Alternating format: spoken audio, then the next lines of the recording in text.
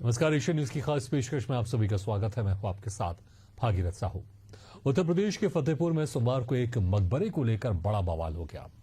आबूनगर के रेडैया इलाके में स्थित नवाब अब्दुल समद मकबरे पर हिंदू पक्ष ने ठाकुर जी का मंदिर होने का दावा किया था। उनका कहना था कि ढांचे के भीतर त्रिशूल और कमल जैसे प्रतीक हैं, जो हिंदू मंदिर के चिन्ह हैं। 11 अगस्त को पूजा करने के ऐलान के बाद प्रशासन ने मकबरे को बांस बल्लियों से घेर दिया, लेकिन भीड़ बैरिकेड तोड़कर अंदर घुस गई और नारेबाजी की। मुस्लिम पक्ष ने पथराव किया, जिसके बाद पुलिस ने लाठीचार्ज कर भीड़ को तितर बितर कर दिया। मौके पर भारी पुलिस बल और पीएसी की तैनाती है। वहीं विधानसभा में समाजवादी पार्टी ने इस घटना पर सरकार को घेरा। सपा विधायकों ने आरोप लगाया कि घटना बीजेपी के इशारे पर हुई और सरकार ने कोई ठोस कार्रवाई नहीं की। संसदीय कार्य मंत्री सुरेश खन्ना ने जवाब देते हुए कहा कि दोषियों पर सख्त कार्रवाई होगी। नामजद 10 और 150 अज्ञात के खिलाफ एफआईआर दर्ज है।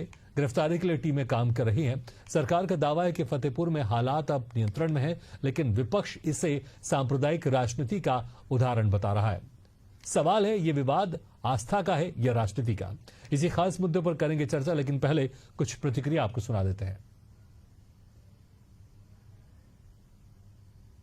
11/8/2021 को शाम को 6:21 पर इस पर रिपोर्ट लिखी गई।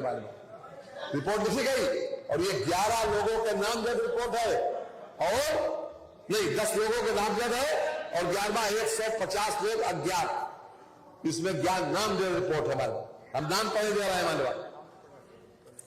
ये क्राइम नंबर बता दिया और धारा बता दे।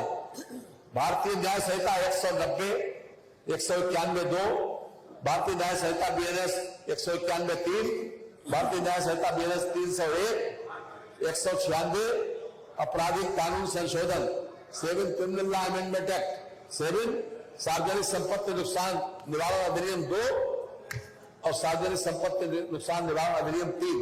ये अपने आप में कल की जो घटना थी, बाकायदा इस पर रिपोर्ट पंजीकृत हुई और पूरी तरीके से कानून अपना काम करेगा। जो भी कानून को अपने हाथ में लेने की कोशिश करेगा, जो भी कानून को अपने हाथ में लेने की कोशिश करेगा,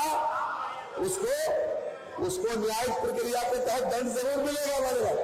हमारी ये मांग थी, हमने यही कहा था कि जो दोषी हैं उसमें उसकी सूची जारी करें। हमारे सदस्यों ने उनको बताने का प्रयास किया, वो सुनना ही नहीं चाहते। उन्हें बताया कि भारतीय जनता पार्टी के जिलाध्यक्ष ने सूचना दे करके समय दिया और उसके बाद ये घटना हुई। शर्म आनी चाहिए, भाजपा को माफी मांगनी चाहिए। बात सुनना तैयार नहीं करते। भाई यही तो पूछना चाहते हैं कि आपके कहने में और करने में क्यों अंतर है? आप सांप्रदायिकता फैलाना चाहते हैं, स्पष्ट करें।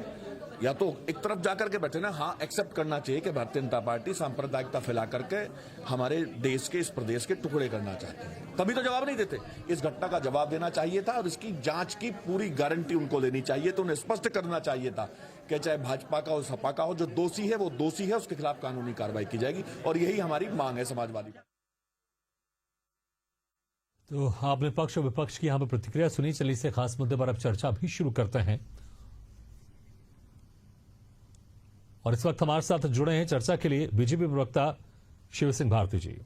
शिव सिंह जी, आपको बहुत बहुत स्वागत है।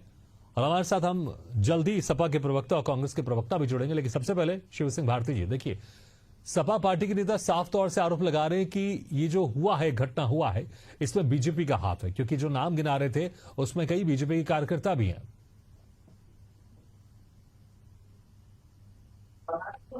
देखिए क्या बीजेपी नाम इस तरह से लोग ले रहे हैं। अगर कार्यकर्ता होते तो सरकार ने उस पर एफआईआर करने का काम किया, एफआईआर करने का काम किया। तो हम अगर इतना सचेत नहीं होते और हमारे कार्यकर्ता होते तो हम कार्यकर्ताओं के ऊपर एफआईआर लिख रहे होते। जैसे अभी इन्होंने समाजवादी पार्टी के प्रवक्ता भी कह रहे थे कि वो जो है भारतीय जनता पार्टी के जिलाध्यक्ष थे, जिलाध्यक्ष ने खुद खंडन किया है पूरी घटना का। तो मानिए कि ये सांप्रदायिक रंग उसको कौन देने वाला है? और जांच जब निकल कर आएगी तो आप देखेंगे कि निश्चित रूप से वहां पर जो समाजवादी पार्टी के लोग पहले से मौजूद थे, ये पूरी तरह से संबंध जैसी घटना है। आप देखिए वहां पर पत्थरबाजी हुई है, वहां पर दंगे जैसे हालात बने हैं। तो अगर घटना हुई, जांच दीजिए, जब जांच होगी, अगर अभी एफआईआर हुई है तो उसकी जांच होगी तो जांच में सारी चीजें निकल के आ जाएगी। लेकिन उनको लगता है कि तुरंत अगर इस तरह का कोई कृत्य हुआ है तो सबको पकड़ के फांसी दे दी जाए। लेकिन यही बात तो आप भी कह रहे हैं ना, आपने आप अभी कह रहे हैं शिव सिंह जी, आप अभी कह रहे हैं कि जांच अगर होगी तो इसमें सब कुछ सामने आ जाएगा। शिव सिंह जी, आपको मेरी आवाज सुनाई दे रही है? शिव सिंह जी, आप मुझे सुन रहे हैं? जी शिव सिंह जी, देखिए आप अभी कह रहे हैं कि जब जांच होगी तो सारी चीजें सामने हो जाएगी, लेकिन अभी तो जांच अभी शुरू हुई है ना। लेकिन आपने क्या कह दिया? आपने भी तो कहा है कि सपा के कार्यकर्ता वहां पर मौजूद थे। मैंने सपा के कार्यकर्ता नहीं, मैंने कहा कि जांच होगी तो निकल के आएगा। जैसे वो कह रहे हैं कि भारतीय जनता पार्टी कार्यकर्ता, मैं कहता हूँ सपा कार्यकर्ता थे। इससे बात नहीं होगी। जो जांच करने वाले लोग, जब जांच निकल के आएगी तब पता लगेगा कौन लोग थे कौन लोग नहीं थे। और जब 150 लोगों पर अज्ञात FIR हुई, अज्ञात लोगों पर FIR हुई, 10 नामजद भी हुई है, तो निश्चित रूप से मानिए कि ये जो चीजें चल रही हैं, उसमें अगर कोई राजनीतिक रंग देने का प्रयास, एकदम उसको फतेहपुर को भी संबल बनाने जैसी अगर ये कृत्य करना चाहते हैं, तो निश्चित रूप से जांच जब आएगी तो दूध का दूध पानी का पानी हो जाएगा। चंचल यादव जी, इतनी जल्दी क्या है? जब जांच होगी तो कह रहे हैं बीजेपी के प्रवक्ता, दूध का दूध पानी का पानी हो जाएगा। और इसे आप सांप्रदायिक राजनीति या फिर सांप्रदायिक सौहार्द बिगाड़ने के लिए आप लोग इस तरह से राजनीति कर रहे हैं इस पर? देखिए, बीजेपी का काम है, मैं इनके लिए चंद पंक्तियां पढ़ के स्टार्ट करता हूं। बांट दिया इस धरती को, क्या चांद सितारों का होगा। नदियों के कुछ नाम रखे, बहती धारों का क्या होगा। शिव की गंगा भी पानी है, आबे जमजम भी पानी है। पंडित भी पिए, मुल्ला भी पिए, पानी का मजहब क्या होगा। इन फिरका परस्ती भाजपाइयों से पूछो, क्या सूरज अलग बनाओगे। एक हवा में सांस सबकी, क्या हवा भी नहीं चलाओगे। ये बंटवारा करने वाले, नस्लों का करे जो बंटवारा, रहमर वो कैम का ढोम ही है। क्या खुदा ने मंदिर तोड़ा था या राम ने मस्जिद तोड़ी है। मैं एक बात कहना चाहता हूं इन लोगों के लिए। आपको याद होगा, एक सप्ताह पहले बीजेपी का जिलाध्यक्ष कहता है कि ये हम इसके ऊपर जो है ये हिंदू का जो मंदिर है और ये मकबरा नहीं है। और एक हफ्ते पहले उसने चेतावनी दी थी कि हम इसके ऊपर हमला बोलेंगे, करेंगे, हम लोग इकट्ठा होंगे। तो ये बताओ, बीजेपी के लोगों ने ही तो संरक्षण दिया। और एक बार ये बात जान लीजिए, मैं आपको एक बात कहना चाहता हूं। आपको याद होगा बहराइच दंगे के बाद भगीरथ भाई, वहां का विधायक जो सर्वेश्वर सिंह ने 9 भाजपाई दंगाइयों के खिलाफ मुकदमा लिखाया था अपनी अंतरात्मा की आवाज पर। नोट कर लेना भारती जी, नाम नोट कर लो आप, अगर ना पता हो आपको तो। सर्वेश्वर सिंह विधायक, बीजेपी के 9 भाजपाई दंगाइयों के खिलाफ। सेम यही कंडीशन फतेहपुर में हुई है। बीजेपी को मालूम हो गया है कि पीडीए की ताकत का एहसास हो गया भारती साहब। अब मुख्यमंत्री जी आए बाएं करने लगे हैं, अकबक बोलने लगे हैं। इसलिए उनका बस एक काम है कि कैसे जाति को जाति से, धर्म को धर्म से बांटो और राज करो किया जाए, लड़ा करके राज किया जाए। एक बात तो तय हो चुकी है कि पीडीए के लोगों ने जब अंगड़ाई ली थी तो 2024 का रिजल्ट आपने देखा था, तभी से ये सरकार बौखलाई हुई है। आदरणीय अमित शाह जी लगातार इस प्रयास में लगे हुए हैं कि कैसे उत्तर प्रदेश को दंगे के रूप में प्रयोग किया जाए, और ये प्रयोग में लगे हुए हैं। आप सोचो, जो वीडियो आई है फतेहपुर की, क्या आप कल्पना कर सकते हो यहाँ पे कानून का राज है? जिस तरीके से लोग लाठी डंडे कट्टे बम बारूद लेके दौड़ रहे हैं, और उनके खिलाफ हमारे मंत्री जी विधानसभा में नाम नहीं ले पाए। जो कि आपको याद होगा, लखनऊ के अंदर यादव और मुसलमान जो एक पानी, लड़कियों के ऊपर पानी फेंकने वाला एक वीडियो आया था, बकायदा यादव मुसलमान नाम लेकर के बेइज्जत किया गया, जबकि निकले कोई और। तो ये बीजेपी के लोग अपने लोगों को बचाने का काम करते हैं, और ये सबसे जग जाहिर हो चुका है। भारती साहब, आप इस मुगालते में मत रहो कि आप अगर बेईमानी करोगे, चीटिंग करोगे, वो सबके सामने है, वीडियो सब लोग देख रहे हैं। अब बताओ, इनके करड़ी सेना के लोग जो है सरेआम धमकी देते हैं कि मैं फला दिन को आपके ऊपर हमला करूंगा, आपका घर घेर करके आपको बेइज्जत करूंगा। ये बताओ, ये जंगल राजनीति तो क्या है? हमारे सांसद, माननीय सांसद के घर पे चढ़ करके जो है किस तरीके से गुंडागर्दी करते हैं लोग, क्या कार्रवाई होती है? ठीक है, तो आप सीधी तरह से यहाँ पर बीजेपी पर ही आरोप लगा रहे हैं। ठीक है, ठीक है। कांग्रेस प्रवक्ता भी हमारे साथ जुड़ गए हैं, सैयद उजैर नज़्म जी। सैयद जी, आपका स्वागत है। ठीक है, आऊंगा दोबारा आपके पास आऊंगा। चंचल जी, आऊंगा आपके पास। देखिए, जिस तरह से अभी यहाँ पर वित्त मंत्री सुरेश खन्ना ने साफ कहा कि कोई भी हो, जो भी दोषी होगा उसको बख्शा नहीं जाएगा, सख्त कार्रवाई होगी। और यह भी कहा कि 10 नामजद और 150 अज्ञात के खिलाफ FIR दर्ज हो गई है। फिर भी यहां पर जिस तरह से आरोप लग रहे हैं, ऐसा लग रहा है कि इस मामले में राजनीति हो रही है।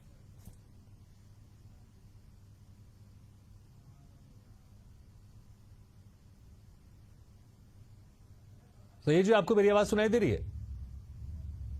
आवाज आ रही है जी, सवाल सुना होगा आपने, तो आप जवाब दीजिए। मेरा ये कहना है इस पे कि देखिए ये एक प्री प्लान्ड सुनियोजित तरीके से ये घटना को अंजाम दिया गया और प्रशासन को उन्होंने पहले सूचित किया। और ऐसे वीडियो भी आज वायरल हुए जिसमें एक नेता पुलिस वालों के बीच में कह रहा है कि ये फलां पार्टी की सरकार नहीं है और मैं तुमको पहले याद दिला चुका हूं। तो आपने ये वीडियो भी देखा होगा। और ये देखिए कि किस तरह पुलिस प्रशासन की मौजूदगी में उन्होंने कैसे कानून व्यवस्था का एक साथ खिलवाड़ किया और कैसे कानून तोड़ के वह उस जगह पे चढ़ गए मकबरे पे और उन्होंने वहां पे तोड़ फोड़ भी की और ऐसे वीडियो आए सामने। और उस प्रदेश में जहां सबसे ज्यादा शासन के इकबाल की बात की जाती है, ये कहा जाता है कि शासन का इकबाल चल रहा है, उस प्रदेश में इस तरह की घटना और वो भी 3-4 दिन पहले से ये धमकी देकर कि हम ये घटना को अंजाम देंगे और पुलिस प्रशासन के मौजूद रहते हुए, और ये बहुत ही दुर्भाग्यपूर्ण है। और ये एक ऐसे शहर में जहां कभी सांप्रदायिक तनाव का माहौल नहीं रहा, इतिहास नहीं रहा, उस शहर को एक तरह ये माहौल बनाने की कोशिश की जा रही है, क्योंकि इनको लगता है कि जनता इनके लगातार जो वादे थे वो तो ये उन्होंने पूरे नहीं किए, उन वादों से जनता अब इनसे दूर जा रही है। तो कहीं ना कहीं ये अब मुद्दों को भटकाने के लिए ऐसी घटनाएं अलग अलग शहरों में आपको दिख सकती हैं, ये कोई बहुत बड़ी बात नहीं है।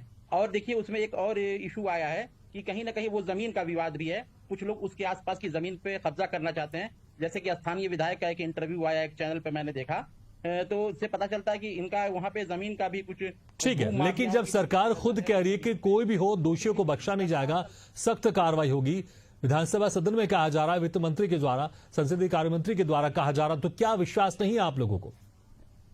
साहू जी 10 सेकंड चाहिए, 10 सेकंड। ठीक है, आऊंगा आपके पास, बिल्कुल आऊंगा आपके पास, दूंगा आपको 10 सेकंड। एक चीज समझिए कि जो मेन व्यक्ति था उसको बचाने का प्रयास किया गया, जो अपने ऑफिस में बैठ के प्रेस कॉन्फ्रेंस कर रहा है उसको बचाने का इसमें प्रयास किया जा रहा है। ये बहुत ही अलग तरह की एक FIR हुआ है, इसका हम स्वागत करते हैं, लेकिन एक व्यक्ति को बचाने का प्रयास किया जा रहा है। ठीक है, तो आप कह रहे हैं कि FIR तो हुआ, स्वागत करते, लेकिन यहाँ पर किसी को बचाने का भी प्रयास किया जा रहा है। ठीक है, मैं जवाब ले लूंगा शिव सिंह भारती से, लेकिन चंचल जी आपके 10 सेकंड ले लीजिए, 10 सेकंड में समझिए, 10 सेकंड ले लीजिए। वोट चोरी का है। देखिए साहू जी, एक बात मैं पूछना चाहता हूं, हमारे भारतीय शायद जवाब ना दे पाएंगे।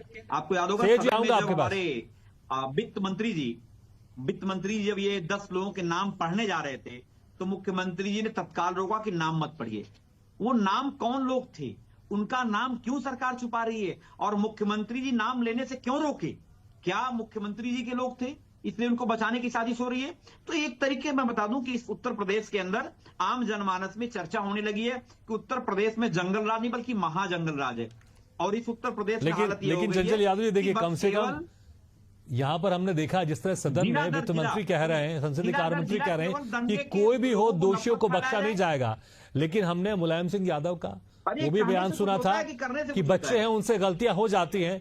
जब जिस तरह से उसमें एक बलात्कार की उसमें एक सिलसिले में वो अपना वक्तव्य दे रहे थे, तो कहीं ना कहीं ये चीज भी तो यहां पर रहती है। ठीक है, अगर इस तरह की घटना हो रही है, बिल्कुल वह सही नहीं, इसके ऊपर कार्रवाई होनी चाहिए।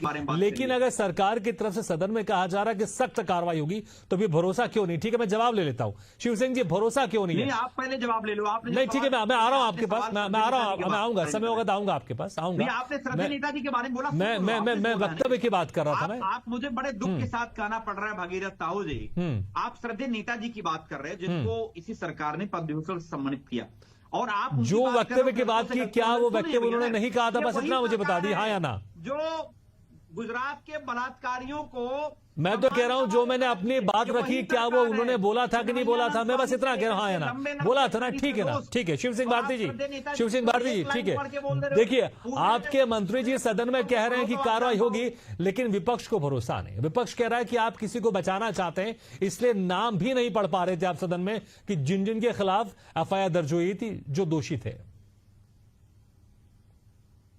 भागीरथ जी, वित्त मंत्री जी कोई प्रेस कॉन्फ्रेंस नहीं कर रहे थे जहां उनको नाम पढ़ना था, वह सदन है। और अभी आगे जब FIR हुई तो FIR में कोई अज्ञात, और मैंने कहा पहले ही 150 लोग लिखे हैं, 10 लोग नेम्ड है, और अगर 10 लोग नेम्ड है तो वो ऑनलाइन FIR होती है, उसकी कॉपी निकाल ले, चंचल जी उसको पढ़ ले, चंचल जी और अपने मुखिया को भी भेज दो, वो भी पढ़ ले।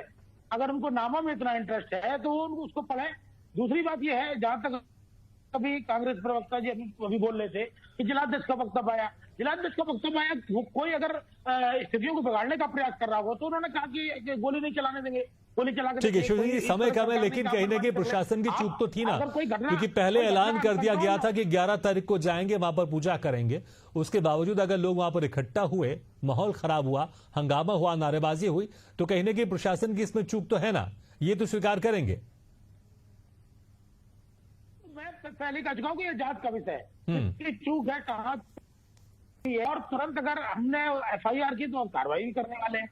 और अगर ये इस तरह का माहौल क्रिएट करेंगे, मुझे लगता है चंचल जी इस तरह से उत्पन्न है, ये चूंकि पहले से सीख के आते हैं कि किस तरह से हमको बात करनी है, कोई भी दंग की स्थिति बिगड़ती है प्रदेश में, उनको लगता है कि दंगा हो जाए।